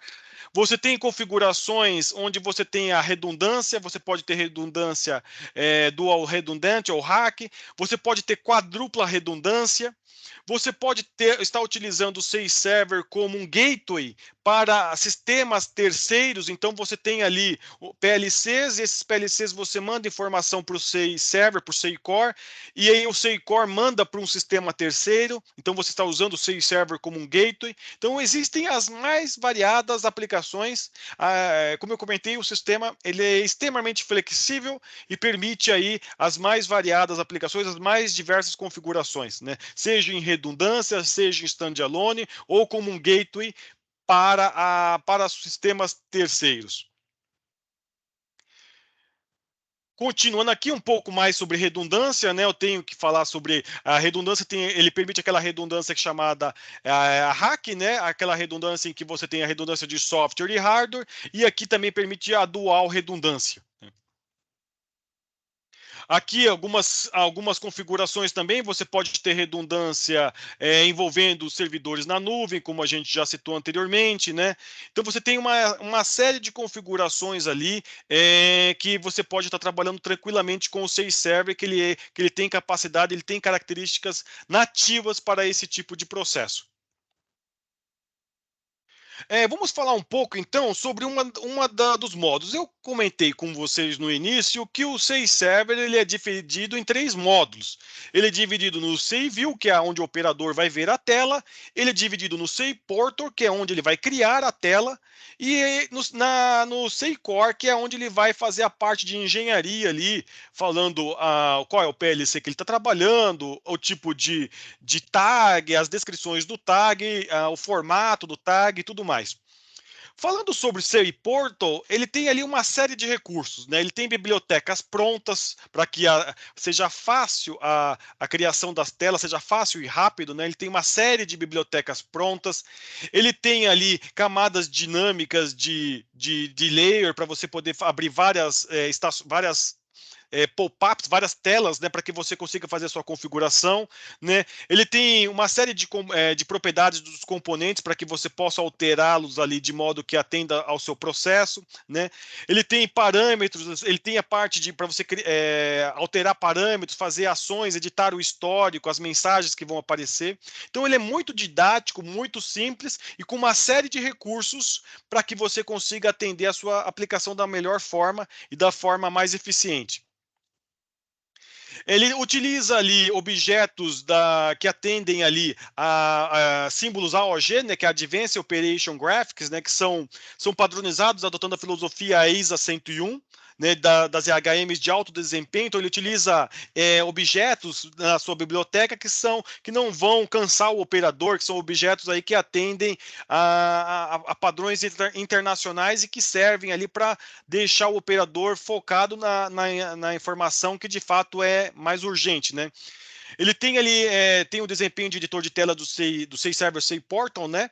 E pronto para uso, para você faz drag and drop, você pega o objeto, você simplesmente arrasta aquele objeto para a tela e ele ali você já pode estar configurando ele para a sua aplicação, né? Vamos falar um pouco do SACE View. Então, falei do SACE Portal agora, né? Falei do SACE Portal, que é onde você faz as telas. O SACE View é onde o seu operador vai, de fato, é onde o seu cliente final vai, de fato, ali visualizar a operação. Você tem vários recursos ali, eu vou falar algum deles, né? Assim como do SACE Portal, você também tem vários recursos, eu não tenho muito tempo para falar sobre todos eles, mas o principal do SACE View que você tem ali você pode abrir múltiplas tabs, né, para você estar trabalhando. Você tem menus já prontos ali para você navegar nas diversas telas. Você tem ali a parte de alarmes embaixo para você ver os alarmes, que a gente vai falar um pouco mais à frente também sobre esse tratamento de alarmes. Você tem zoom para você afastar e aproximar uma determinada área da tela, né? Você tem informações de usuário, quem é o usuário que estava logado naquele momento, né? Você tem o audit trail, que você sabe qual é o usuário que estava realizando uma determinada operação num determinado momento. Então você tem aí uma série de recursos, né? Aqui alguns exemplos de tela, só para vocês visualizarem um pouco, né, as características gráficas que são excepcionais aí do SACE Server. Algumas outras telas mais complexas aí de processo para acompanhar, para vocês poderem visualizar aí os grandes recursos que ele possui e as múltiplas bibliotecas prontas já para que vocês possam desenvolver os seus projetos de forma mais rápida. Ele também tem aí uma série de faceplates que vão mostrar, por exemplo, a saúde dos seus PLCs, né? Ele vão mostrar a saúde, quanto de memória está sendo usado, qual que é a temperatura do seu PLC, qual que é a CPU que está ativa naquele momento, né? Então ele tem ali alguns faceplates prontos para trazer informações da saúde dos seus equipamentos, do seu hardware. Assim como no Stardoll que eu acabei de mostrar, assim como para o ProSafe também. Então aí tem uma série de faceplates aí de PID, que faceplate é na verdade, só para deixar claro para quem não está familiarizado com o termo, é um bloquinho pronto ali com tudo já, só para você conectar com a informação que você tem ali, que você cadastrou ali no módulo de engenharia no SEICOR. Então ele já vem com o bloquinho pronto ali, ele já vem com o desenho pronto só para você realmente definir ali a entrada daquele tag, onde aquele tag vai ser linkado com o seu sistema, com o que você cadastrou ali no SEICOR. Tem também uma série de tendências, você pode fazer uma série de curvas de tendência para você acompanhar o seu processo, para você monitorar uma determinada variável, fazer comparações, plotar isso, colocar legenda, você tem uma série de recursos para a parte gráfica também, para suas curvas dos seus mais variados processos. Falando um pouco agora, a gente falou sobre o SeiView, falamos sobre o SeiPortal e agora nós vamos falar sobre o SeiCore. SeiView é onde, novamente, né, é onde o operador vai visualizar a aplicação, o SeiPortal é onde você vai desenhar a aplicação e o SeiServer é a parte de engenharia. É onde você vai, de fato, cadastrar o seu PLC, você vai definir ali as variáveis, os IOs, para depois você usar lá no SeiPortal. Então você tem ali na parte de engenharia, você tem ali uma árvore né, de configuração para você fazer as configurações do seu PLC, dos elementos de campo, dos seus sensores, para você fazer programações em Python, para você fazer programações em C, para você fazer programações nas mais variadas linguagens aí e incrementar o seu sistema de supervisão, né? Então aqui, só detalhando um pouco, você tem ali as bibliotecas AOG, você tem ali o I/O Processing, é a opção que vai te permitir aí linkar os seus I/Os, né? A parte de alarmes, que é a opção que vai permitir criar grupos de alarmes, tipos de reconhecimento de alarme, o método de notificação dos alarmes, a parte de reporting, né, que é utilizado para a geração de relatórios e a execução da função Audit Trail, que é aquela função que eu comentei com vocês que vai permitir rastrear quem foi que ativou um determinado alarme, quem estava logado naquela operação, né? Tem a parte de histórico, né, que vai permitir recuperar eventos de histórico. Então, é uma série aí de recursos que você tem ali na parte de engenharia e que vai tornar fácil a vida tanto do operador ali na hora de realizar o controle da sua planta, quanto da parte do pessoal de engenharia na hora de fazer ali uma programação ou uma manutenção, ou adicionar algum PLC, uma expansão de planta. Então, a parte de I/O Process, a gente já falou bastante aí nos outros slides, né? Ele vai permitir ali a comunicação seja com o PLC da Yokogawa, ou com o PLC da Siemens ou da Rockwell, né? Você, na parte de I/O, você vai estar tratando isso de uma maneira simples e fácil. Você tem ali, como eu comentei ali, tanto os PLCs da Yokogawa como o Stardom, da qual eu também ministro treinamentos, ministro aí explicações e também faço o comissionamento, quanto de outros PLCs, como PLCs da Siemens, como da família S7, como da Fisher, entre muitos outros, né? Tem ali, como eu comentei, a parte onde você vai realizar a configuração dos alarmes, o nível de alarme, cor de alarme, todos os recursos aí relacionados a isso de forma clara, né? E os protocolos, Modbus, OPC, entre muitos outros, né?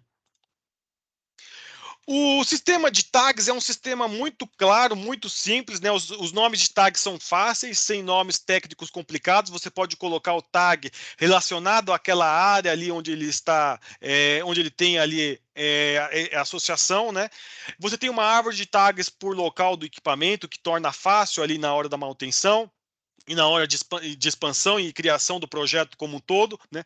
Você tem atribuições de segurança ao usuário e estado de alarmes configurados no nível do tag, então você pode fazer ali no próprio nível do tag esse tipo de configuração. E como benefício, você tem uma melhora na detecção de falhas e implantação do projeto, menos tempo de leitura de manuais, redução do tempo de engenharia através de configurações de usuário e alarme em um único local, e identificar equipamentos e a localização através de convenção de nomenclatura estruturada. Então você, com uma nomenclatura mais fácil para os seres humanos, fica muito mais tranquilo aí de você realizar uma manutenção ou mesmo uma engenharia do projeto. Aqui você tem também a parte, você configura a parte de login, grupos de autorização, entre outros detalhes aí que eu já citei anteriormente, que eu não vou me delongar muito por conta do tempo, mas que a gente pode conversar depois separado num devido momento. Grupos de autorização, novamente, como eu comentei, você pode definir o que cada grupo de autorização vai ter acesso na tela, vai poder fazer ou não em cada parte da tela, ou de acordo com,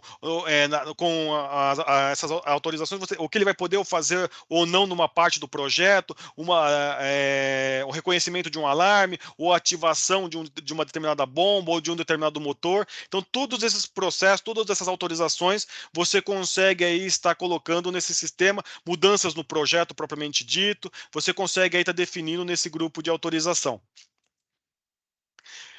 Os objetos, são objetos assim bem inteligentes, você consegue desenvolver objetos inteligentes uma vez e reutilizar muitas vezes em diversas operações, né? Você consegue alterar o objeto mestre e depois atualiza automaticamente para todo o projeto. Você consegue fazer modificações online sem ter que parar ali o sistema, então isso beneficia aí muito, né, tanto a operação quanto o pessoal aí da manutenção. Você tem ali capacidade de link de comunicação direta com vários sistemas e controladores, como eu já falei anteriormente, uma grande variedade de drivers de comunicação também, como eu citei aí nos outros slides. A aquisição de dados pode ser baseada em leitura em intervalos regulares, para que você não sobrecarregue o sistema, né? Você baseia em eventos iniciados pelo dispositivo, baseado no tempo, na disponibilidade, no timestamp do equipamento, fornece uma visão geral do alarme na sequência correta. O buffer de histórico do equipamento coleta ali dados após a conexão e funde-se aos arquivos do histórico existente quando há uma falha. Então, falhou o equipamento, aquilo fica lá dentro do equipamento e depois, quando volta, ele traz aquele histórico falhou a comunicação, né? Ele traz aqueles dados que ficaram ali no buffer do equipamento na ordem certa no histórico. Você tem aqui também a parte de gerenciamento de alarmes, que eu gostaria de dar uma atenção especial.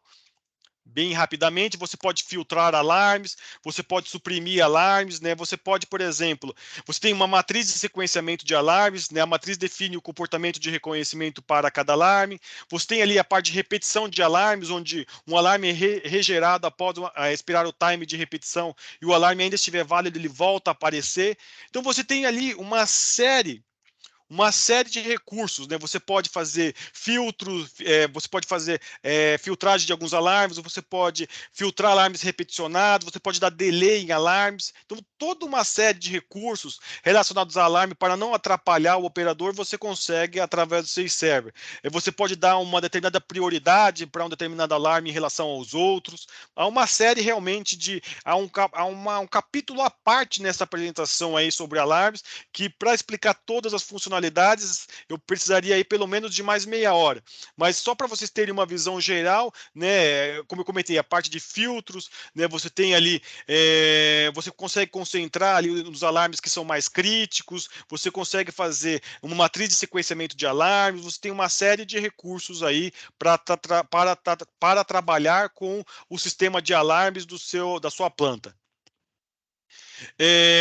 Aqui eu não vou me deter muito, mas você pode dar diversos tipos de cores, a verde, vermelho, azul, dependendo do alarme que você tiver. Você pode exportar isso para um Excel, você tem ali também a parte de sequência de eventos, o SOI. O SOI é muito utilizado aí em hidrelétricas. Na parte de hidrelétricas você tem aqueles alarmes que chegam em alta velocidade, você precisa tratar isso, e isso é possível também por meio do SaveServer. Você pode também ter o histórico de alarmes e depois estar buscando esse histórico de alarmes. Você pode exportar isso também para o Excel. Aqui, novamente, exportação, né, como eu comentei, exportação para um CSV, para um Excel, para um outro sistema, né, de planilhas, que você pode estar trazendo esses dados também e tá tratando isso de uma outra forma. Você pode mandar alarmes por e-mail para avisar um determinado departamento, para avisar um determinado setor. Então, isso aí também é bem tranquilo por meio do SaveServer. E essa é uma das funções que eu gosto bastante, que ajuda bastante no momento da manutenção, né? Eu estive na usina de Belo Monte alguns anos atrás, e essa parte ele ajuda muito a esclarecer determinados tipos de problema e eventos que ocorrem na planta, onde você consegue, ao mesmo tempo que você tem a trend ali, você está visualizando a trend, você tem ali os alarmes que estavam ocorrendo naquele momento, e você pode, para dar um go to, né? Você pode clicar com o botão direito no alarme e ir para aquela tela onde estava aquele alarme relacionado. Isso ajuda muito na hora de descobrir o problema, isso aí ajuda muito aí na manutenção e mesmo para na análise do comportamento da sua planta. Então você tem aquele alarme e aquela trend, eles são autorrelacionados ali, você consegue trabalhar com eles de uma forma clara para que você consiga aí descobrir o problema.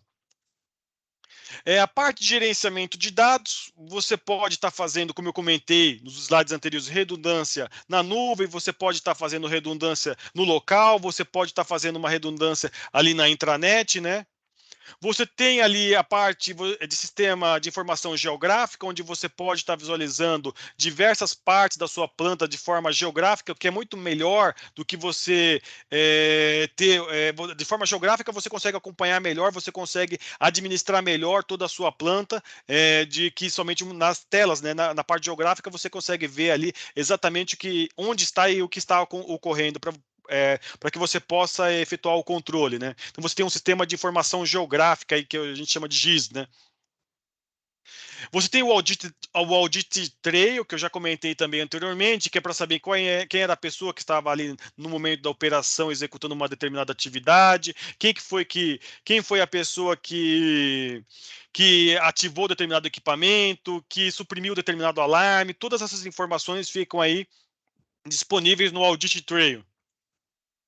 Você tem a função playback, que serve para você gravar o que está ocorrendo, para você fazer um treinamento, ou para você, por exemplo, ver qual foi o comportamento do operador num determinado momento, numa determinada aplicação. Então você tem ali o playback, que é um serviço, que é um software que vem junto com que faz parte do CI Server, que você consegue gravar o que está ocorrendo, o que está sendo feito naquela tela, e isso ajuda aí para você treinar operadores, para você poder fazer uma manutenção, para você acompanhar o que de fato está ocorrendo. Escalabilidade, você pode usar aí diversas plataformas, o Windows, o Linux, né? Você tem aí diversas plataformas em que você pode estar instalando o seu server. Ele também permite que você instale ele numa máquina virtual, não tem nenhum problema em relação a isso. Ele tem ali, você pode estar fazendo a redundância, né? Não independe da mídia, você pode fazer por internet, por rádio, por satélite. Você pode estar trabalhando com arquiteturas distribuídas, né? Só o fato da gente estar falando de satélites já permite, já meio que torna isso claro, né? Que você pode estar trabalhando aí com arquiteturas distribuídas ao longo do globo.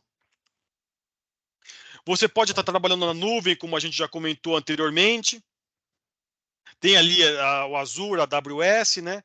Ele permite conectividade de forma wireless, permite o MQTT, o LoRa, o ISA-100. Aqui é um exemplo, né, que você tem ali a comunicação wireless, que você pode estar trabalhando com os equipamentos da Yokogawa, né, sem nenhum problema. A Yokogawa, ela tem diversos tipos de equipamentos na área de instrumentação, que também demandaria aí uma apresentação em separado, e também diversos PLCs, aí, diversos sistemas de controle, né, dos mais variados modelos com redundância também aí, que demandaria uma apresentação em separado.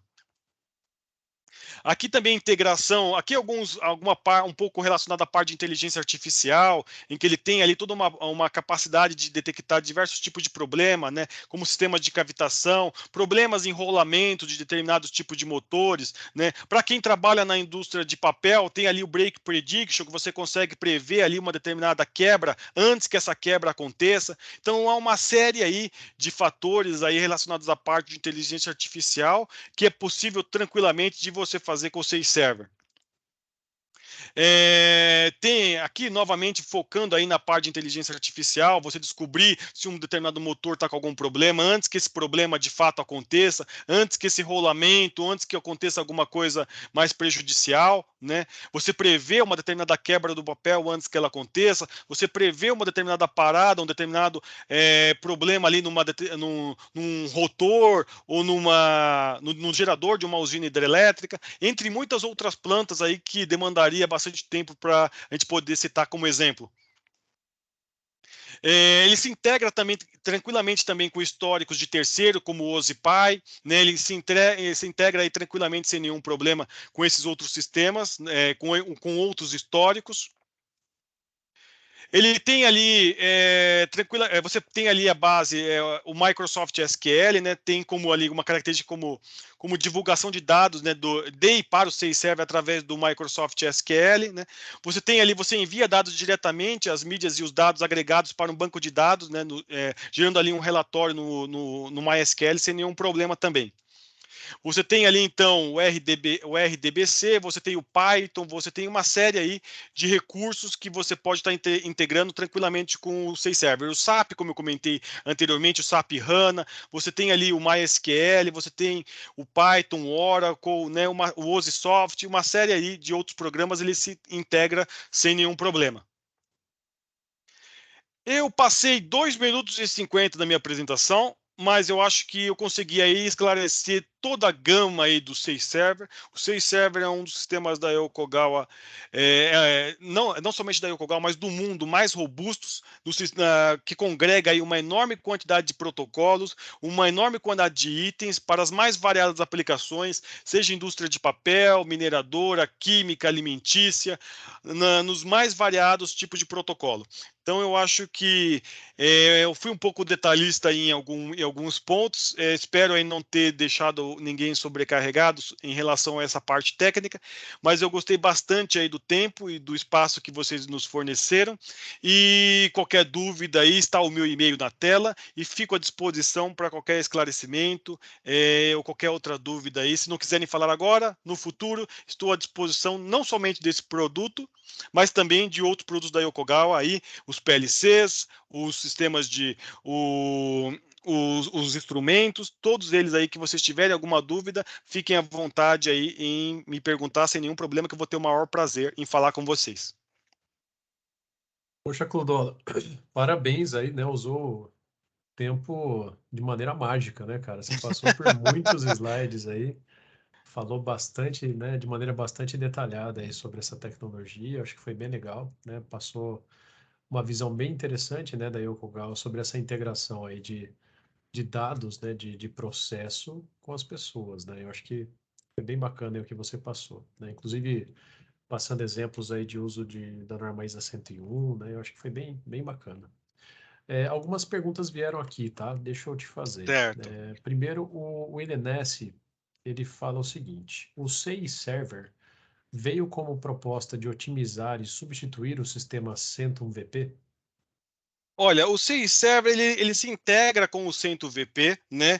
Ele tem ali são características distintas, né? O SAFe Server ele tem ali alguns recursos da parte relacionada a ele lê as informações do Centro, ele lê as informações do ProfSafe e de outros PLCs, né? Ele se integra ali com outros sistemas. Ele tem suas características próprias, mas ele não anula o CentOS-VP ou qualquer outra aplicação aí relacionada à parte da Yokogawa.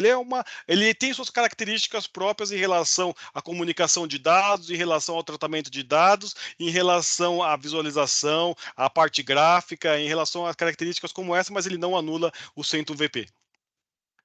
Legal. Mais uma pergunta aqui agora do Gouveia. O Stardom é PLC? O Isso, controlador?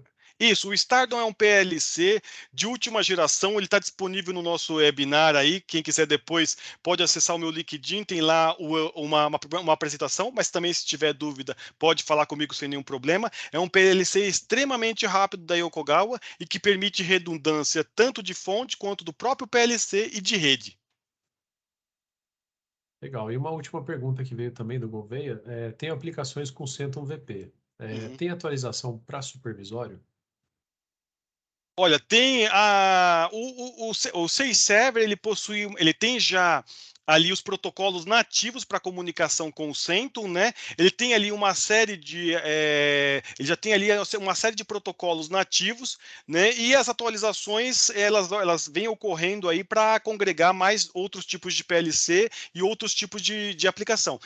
Se ele tiver a versão ou algum dado específico, a gente pode conversar depois em separado para poder detalhar mais ou menos o que ele almeja, se ele tem algum tipo de versão ou algum tipo de dado mais específico desse programa ou do PLC que ele possui, para a gente integrar tranquilamente, mas isso é uma coisa bem tranquila e bem nativa.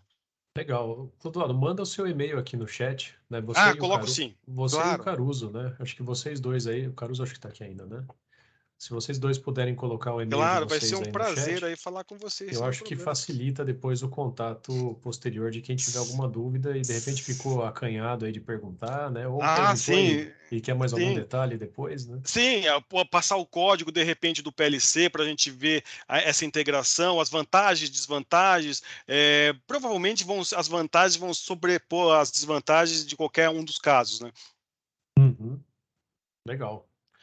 Tem mais um comentário do Gouveia. Ele teve o privilégio de aplicar no setor. Ele foi o primeiro a aplicar no setor de açúcar e álcool no Brasil. Acho o 101VP. Acho que é isso, né, Gouveia? Puxa, muito obrigado, Gouveia. Muita satisfação aí em saber do sucesso aí que você teve com nossos produtos, né?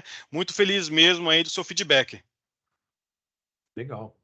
Bom, pessoal, a gente chegou aqui no tempo, né? Eu queria agradecer demais a presença de todo mundo que estava aqui assistindo e, claro, né, dos apresentadores, né, o Caruso e Clodoaldo, né? Eu acho que vocês foram muito claros aí nas suas apresentações, né? Se complementaram, mostraram caras aí de tecnologias, né? Aplicáveis à parte realmente de gestão de informações de processo. E deixo aqui o convite para todo mundo que pegou aqui o e-mail deles no chat, né? Entrar depois em contato com eles. Se quiserem também entrar em contato com a Isa, né? E a gente poder de algum jeito ajudar, sintam-se à vontade, tá?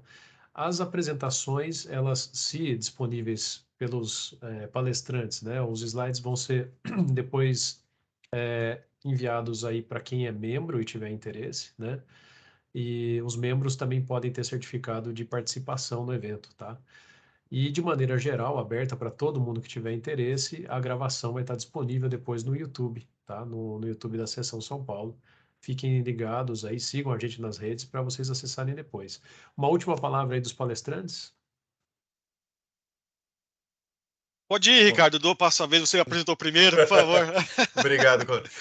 Bom, só agradeço a todos aí por ficarem aqui até quase 7 horas, né, assistindo a gente, conversando, interagindo. E se alguém não for membro da ISE e quiser a apresentação, pode me pedir diretamente também. Não sei se eu posso fazer isso. Pode sim, mas daí é Se eu por estou sua conta e risco. desincentivando, se eu estou Aí não é a Isa. desincentivando o pessoal a se tornar, se tornar membro. Não, não. Tá legal. E muito legal, Clodoaldo. Foi legal dividir o palco virtual aqui com você.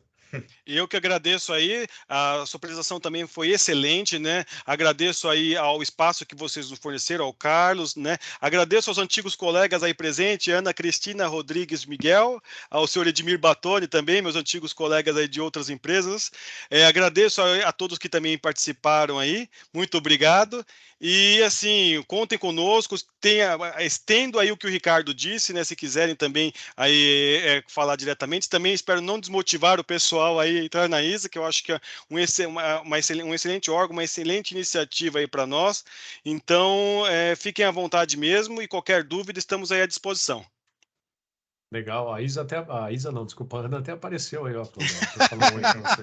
Opa, com vocês três. Eu já trabalhei com vocês três, é um prazer ter vocês aqui e escutar todas as novidades de vocês, né?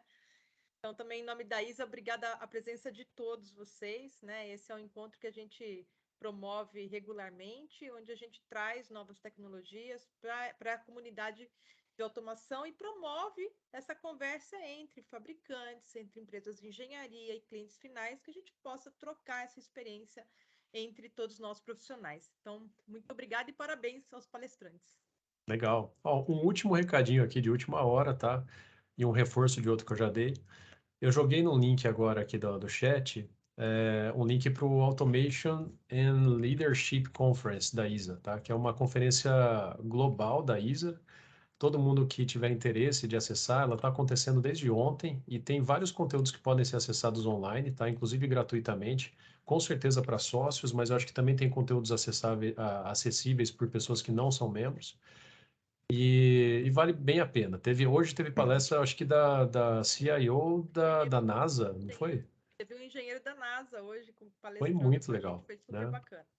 Enfim, mas está aí, né? O link para quem quiser acessar, vale bastante a pena, tá? E o último recado, que é na verdade um lembrete, guardem a data do dia 1º de dezembro, tá? Todos membros. Isso vale para quem quiser se inscrever também a partir de hoje aí na ISA, tá?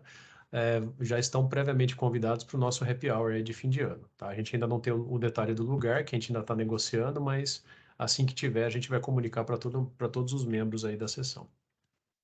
David dedete salvo aqui, hein? E para o happy hour não tem jeito, tem que ser membro, né, Pran? Happy hour tem que ser membro. Tem que ser membro, isso aí não tem... A ideia da Não pode mentoria ser só. é justamente Não... essa, né? A gente faz networking de profissionais. Isso É isso aí. Então, beleza, pessoal. Obrigado. Até a próxima aí. E logo, logo a gente divulga também a agenda do ano que vem, tá? Dos eventos previstos para o ano que vem. Grande abraço para todos. Até. Boa noite. Boa noite. Tchau, tchau. Tchau, pessoal. Obrigado.